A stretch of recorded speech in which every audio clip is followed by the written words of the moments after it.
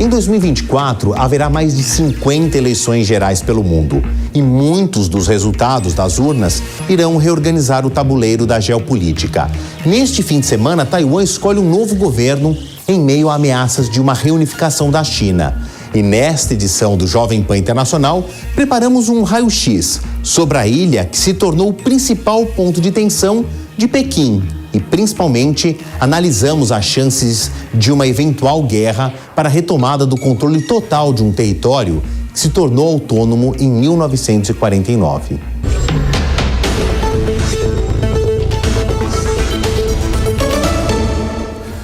Olá, é sempre muito bom te reencontrar por aqui. Para prevermos o futuro de Taiwan, temos de entender por que a ilha se tornou independente em plena Revolução Comunista. O que era para ser um refúgio dos perseguidos pelo comunismo, hoje é um polo de tecnologia ao qual o mundo depende para conseguir peças de altíssima qualidade.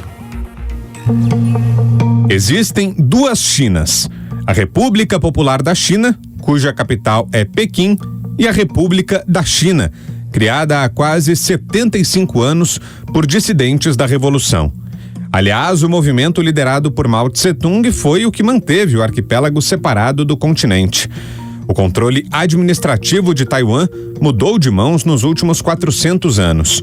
No século XVII, as ilhas foram controladas pela Holanda e principalmente pelo Japão.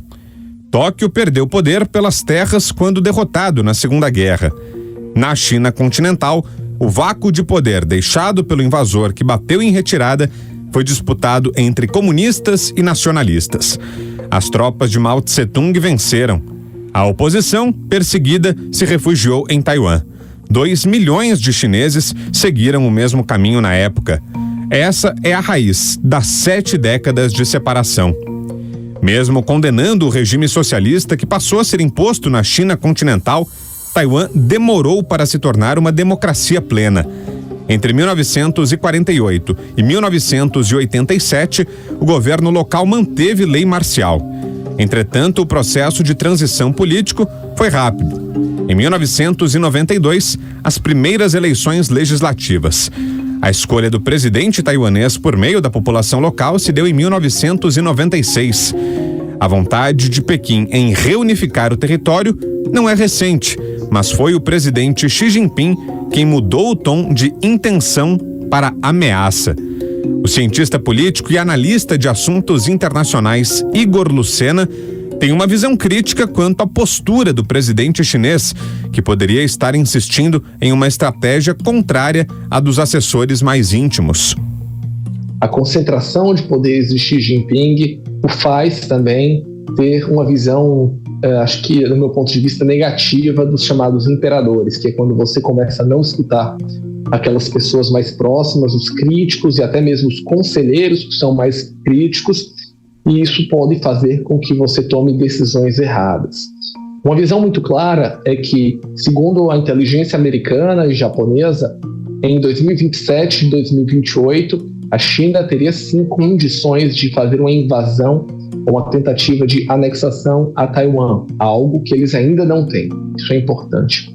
Segundo ponto é que a marca que Xi Jinping quer deixar são duas: a chamada rejuvenescimento da população chinesa, uma radicalização exacerbada do patriotismo pró-partido, e a reunificação com Taiwan. Então esse é um ponto que ele quer deixar dentro do seu mandato. Além de aumentar o tamanho do país, trazer Taiwan para o domínio central de Pequim aumentaria as chances do presidente Xi Jinping deixar um legado que pode mudar a geopolítica.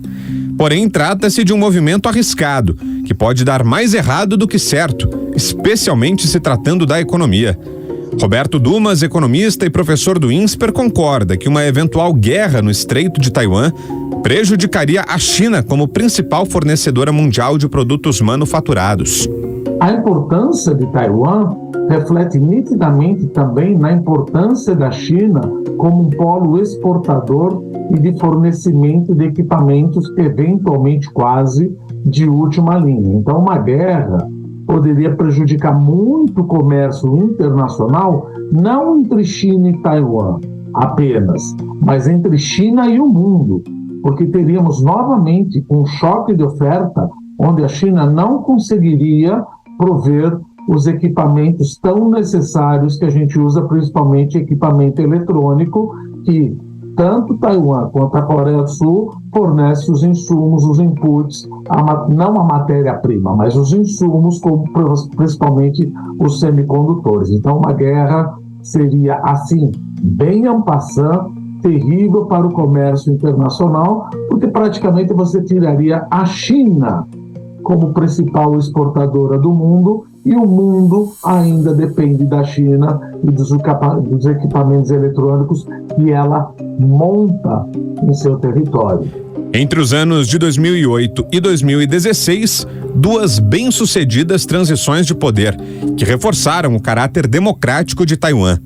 A estabilidade política guiou o crescimento econômico.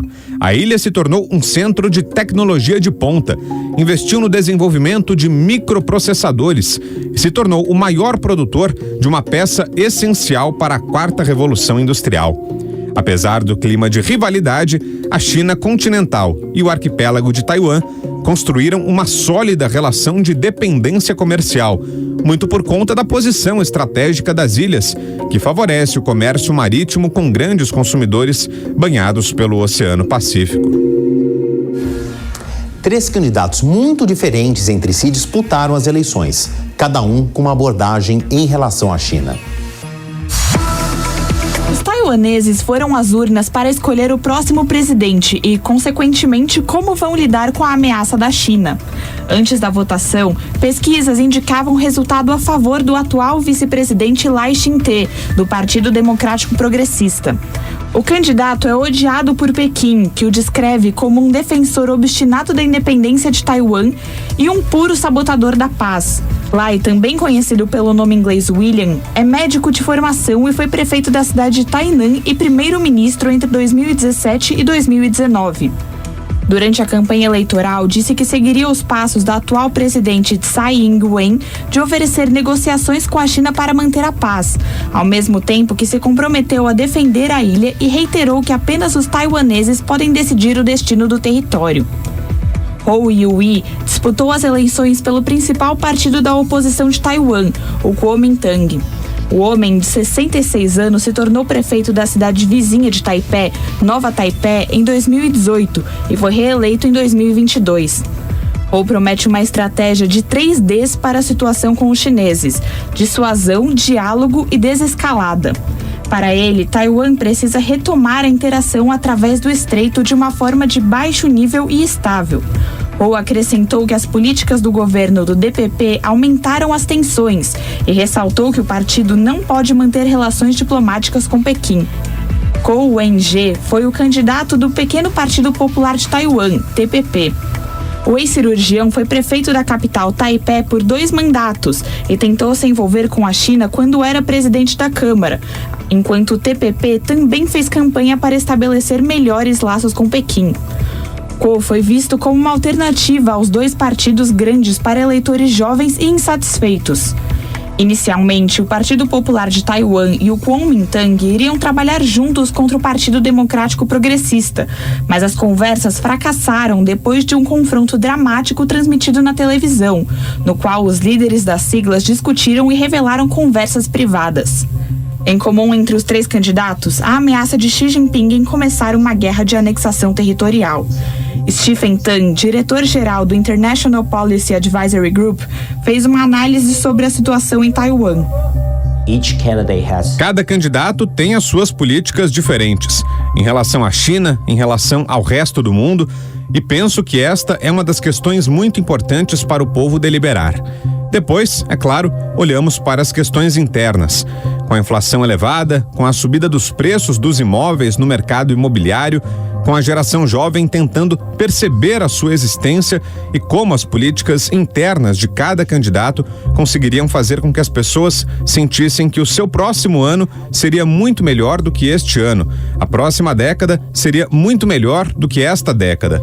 Portanto, penso que os candidatos apresentaram uma plataforma internamente que considero de igual, se não de mais importância do que as suas políticas através do estreito ou do que a sua política externa e a sua posição e a existência de Taiwan na arena internacional.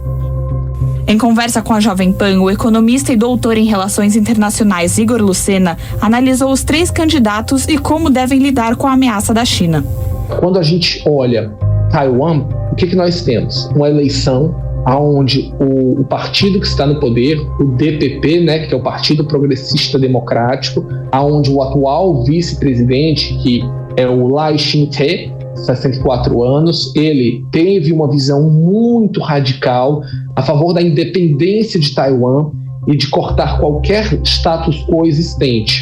Isso foi durante a campanha contra o atual presidente. Ele mudou de pensamento e hoje ele defende o status quo, tal qual seus concorrentes, Hou Yu-hee e também Ko Wen-je, que são tanto do Kuomintang quanto do Partido da Popular Taiwanês. Eles têm uma visão de manutenção da atual situação do status quo.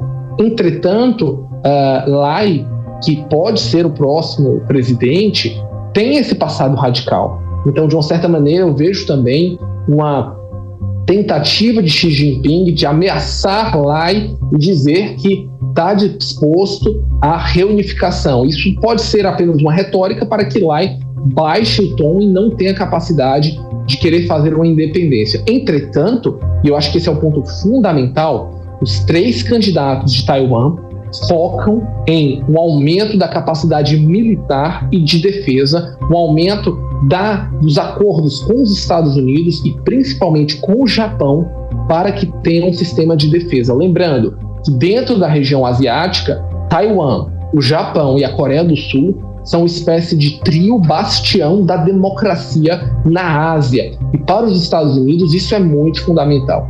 Então o meu ponto de vista é que Xi Jinping faz uma política interna, tenta colocar isso como uma realização de fato, mas até agora eles não têm capacidade para a invasão, nem do ponto de vista militar, nem de política interna. A ideia de unificação com a China é impopular entre os jovens, que se consideram mais taiwaneses do que chineses.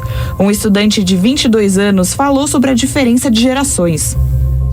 Como jovens com ponto de vista comparativamente novos, ainda não consigo dizer aos idosos com convicção que estou certo e eles estão errados. Eu acho que tudo se resume a diferentes origens enquanto crescia.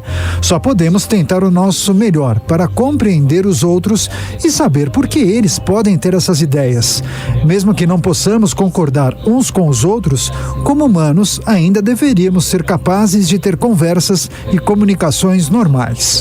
Analistas consideram improvável que a China continental lance a curto prazo uma invasão total de Taiwan, mas nos círculos de segurança de Taipei a Washington são abundantes os debates sobre as opções que se abrem a Pequim. De acordo com o relatório da CIA, o Serviço de Inteligência dos Estados Unidos, 2027 será um ano crítico, porque o presidente chinês Xi Jinping ordenou que os militares estivessem prontos para invadir Taiwan.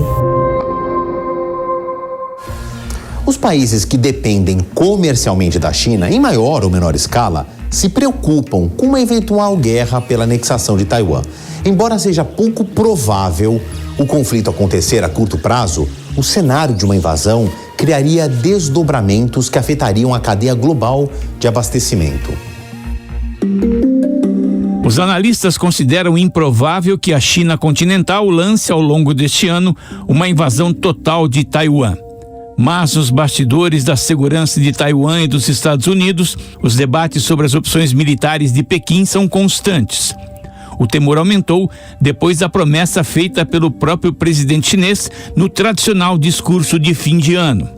Xi Jinping listou as regiões com alguma autonomia e indicou a estratégia para cada território. Continuaremos a apoiar Hong Kong e Macau no aproveitamento dos seus pontos fortes distintivos, na melhor integração no desenvolvimento global da China e na garantia da prosperidade e da estabilidade a longo prazo. A China certamente será reunificada e todos os chineses em ambos os lados do Estreito de Taiwan deverão estar vinculados por um senso comum de propósito e compartilhar a glória do rejuvenescimento da nação chinesa. O cientista político e doutor em relações internacionais Igor Lucena avalia as consequências de um eventual ataque dos chineses. O professor ainda prevê quais as atitudes de defesa dos taiwaneses. de uma invasão militar, já existem planos abertamente discutidos entre taiwaneses e americanos para explosão interna de fábricas de semicondutores, para retiradas de equipamentos sensíveis, a transferência imediata de tecnologias digitais para servidores nos Estados Unidos. Então, de certa maneira, existe uma política de terra arrasada, que se Taiwan fosse invadida, todas as grandes tecnologias seriam destruídas ou passadas para os Estados Unidos. E a China sabe disso, ela não pode ficar alheia a isso. Por causa disso, uma invasão em Taiwan é extremamente prejudicial. As suas grandes fábricas de semicondutores hoje já abrem filiais na Europa e nos Estados Unidos para tentar diminuir a dependência caso haja uma invasão. A gente está vendo isso na Alemanha e também no Texas. Então, isso é um ponto fundamental. Agora, acho que até mesmo Pequim tem ressalvas de como realizar essa invasão. Primeiro, porque Taiwan é extremamente bem armada. Segundo, a gente iria ver mais uma vez o exército chinês matando pessoas chinesas, porque você teria um contingente de pessoas que iriam pegar em armas para defender Taiwan, tanto militares quanto civis da reserva. Isso nos remeteria à praça de Tiananmen, onde a gente viu na década de 80 tanques chineses matando chineses. E isso destruiu a imagem da China perante a comunidade internacional em uma época sem redes sociais e sem televisão. Então, na prática, falar em uma invasão de Taiwan é muito mais complexo do que nós imaginamos. E talvez, por causa disso, Pequim faça muito mais uma retórica do que, de fato, planos reais. O comandante da Marinha Brasileira e estudioso de estratégias de guerra, Robson Farinazzo, discorda de uma linha de pensamento que duvida da capacidade bélica chinesa em um eventual combate fora de seus domínios. Em 1950, quando a China entra na Guerra da Coreia, ela causou um trauma tremendo nos militares americanos. Só para você ter uma base, a guerra seguinte dos Estados Unidos, o Vietnã, né, só não houve envolvimento dos Estados Unidos no norte, eles só não entraram no norte do Vietnã. Por quê? Porque eles tinham medo de uma intervenção chinesa. Porque a intervenção chinesa em 1950 na Coreia foi simplesmente catastrófica. A China, sem aviação e sem marinha, ela provocou um estrago tremendo nos Estados Unidos, uma retirada penosa no inverno, né, no reservatório de Chosin. Enfim, é um trauma americano. A China envia aviões de combate ao redor da ilha diariamente e seus navios mantêm uma presença quase constante nas águas taiwanesas. Nos últimos 18 meses, Pequim realizou pelo menos 2 grandes manobras militares e seu porta-aviões, Shandong, passou várias vezes pelo estreito que separa o país de Taiwan.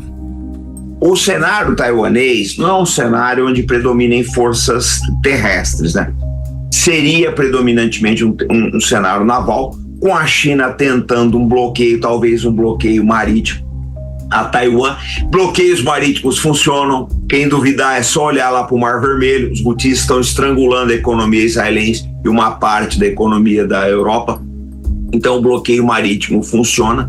E também uma degradação, né, bastante violenta das capacidades defensivas de Taiwan através do ataque de mísseis chineses. Esse seria o cenário inicial mais provável. Uma das opções de Pequim seria tomar as ilhas taiwanesas de Kinmen e Matsu, ambas localizadas a 10 quilômetros do território continental chinês, ou lançar um bloqueio total à ilha de Taiwan, impedindo a entrada e saída de mercadorias e pessoas. Em abril, as forças chinesas realizaram 3 dias de exercícios simulando uma paralisação do fluxo naval, em resposta a uma reunião na Califórnia entre a presidente taiwanesa Tsai Ing-wen e o americano Kevin McCarthy, então presidente da Câmara dos Representantes. O custo econômico de um bloqueio, superior a 2 trilhões de dólares, segundo o Rodion Group, seria exorbitante não apenas para Taiwan, mas principalmente para Pequim, como explica o economista e professor do INSPER, Roberto Dumas. Dá para perceber, por exemplo, não apenas o que aconteceu com a pandemia, mas também o que aconteceu com a guerra da Rússia e da Ucrânia. Só que a Rússia e a Ucrânia, veja, a Rússia é um país enorme, mas ela não tem a importância econômica que a China, e juntamente com Taiwan, tem. O que a Rússia produz? Ela produz petróleo, produz grãos, juntamente com a Ucrânia, fertilizantes. Isso acaba dando um estrangulamento nas cadeias de fornecimento. Agora, a China, ela é um bruta de um polo exportador. Então, uma guerra, seria um hecatombe para todo o comércio mundial. E, além do que, de falar da parte econômica, é importante deixar claro como os Estados Unidos reagiriam à eventual interpelação dessa invasão possível lá para 2027. Se os Estados Unidos invadir, ou se os Estados Unidos e o Ocidente quiserem responder à altura, certamente nós veríamos alguma repressão e sanções, como ocorreu com a Rússia sofrendo sanções por causa da invasão da Ucrânia. Esse é um dos motivos que a China está querendo fugir do SWIFT. O que é o SWIFT? É um sistema de telecomunicações para transações interbancárias. Em 2015, ela montou o CIPS, que é um sistema de pagamento interbancário chinês liquidado na moeda chinesa, porque ela tem em mente, em algum momento, ela pode invadir Taiwan, principalmente que o ano 2027, e ela já quer fugir dessas sanções do Ocidente, principalmente dos Estados Unidos, tirando-a do programa de SWIFT, que conta mais de 11 mil bancos transacionando dentro dele. Então, a China está está fortalecendo o seu próprio SWIFT. Então, o problema não fica só na parte econômica diretamente, mas todo o emaranhado do impacto de sanções, do impacto que a China tem em relação a Taiwan e do impacto que o mundo tem em relação à dependência de exportações da China. Se o presidente chinês Xi Jinping mantiver sua promessa de unificação, os chineses terão que ocupar Taiwan. E para ocupar Taiwan, as tropas terão que realizar uma campanha combinada, especialmente pelo mar. Mas os ataques anfíbios são complexos e o terreno de Taiwan, somado às difíceis condições das monções, são um fator dissuasivo. Alguns pontos vulneráveis da ilha, como as Praias Vermelhas, ainda são mais adequados para um desembarque militar em larga escala. Uma das praias mais próximas da capital Taipei fica no norte, em Taoyuan, onde está localizado o aeroporto internacional mais importante. Muito poucos analistas levam em consideração o tabuleiro geopolítico que pode se desenvolver em Taiwan, China, Estados Unidos, Japão, Austrália, Filipinas e Coreia do Sul. A Coreia do Norte certamente deveria ajudar a China em caso de um ataque anfíbio da China para Taiwan. No entanto, a probabilidade de um ataque chinês de larga escala contra Taiwan é baixa a curto prazo, porque as chances de Pequim sofrer com consequências econômicas e políticas são imensas. A parte preocupante da história é o fato do domínio de Pequim sobre Taiwan estar se estreitando, a exemplo das narrativas favoráveis aos interesses chineses e à guerra comercial através do estreito. Bom, como vocês viram, é um cenário cheio de conjecturas, previsões, projeções.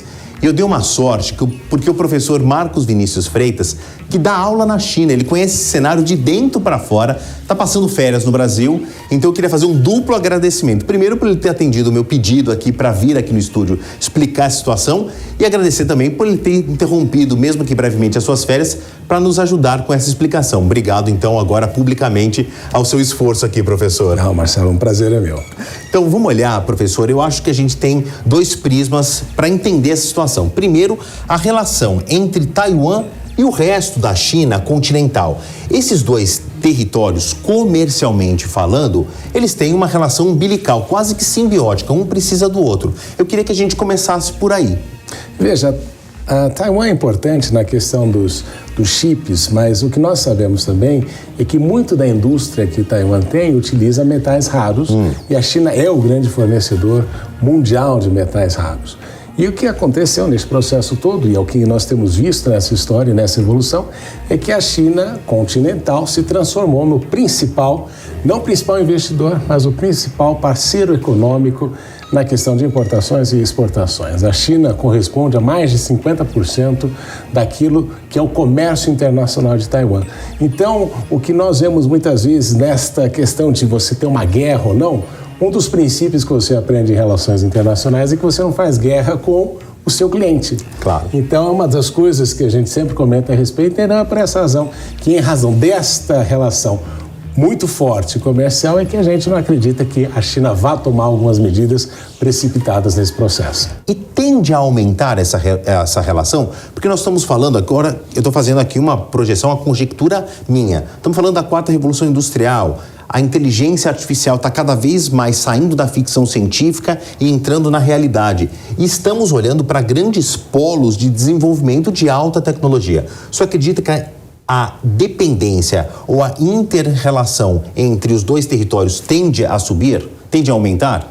Nós considerando o nível que você tem de interação comercial, o fato de que a China pretende, neste processo de crescimento econômico, ser um grande parceiro e ser um grande desenvolvedor reconhecido internacionalmente na questão de inteligência artificial, obviamente que o relacionamento entre Taiwan e a China continental tende a aumentar em razão do fato de que Taiwan desenvolveu aí algumas indústrias de alta tecnologia. Hoje em dia nós vemos, por exemplo, que mesmo no futuro a questão de semicondutores, a China tem investido muito em produzi-los na China continental.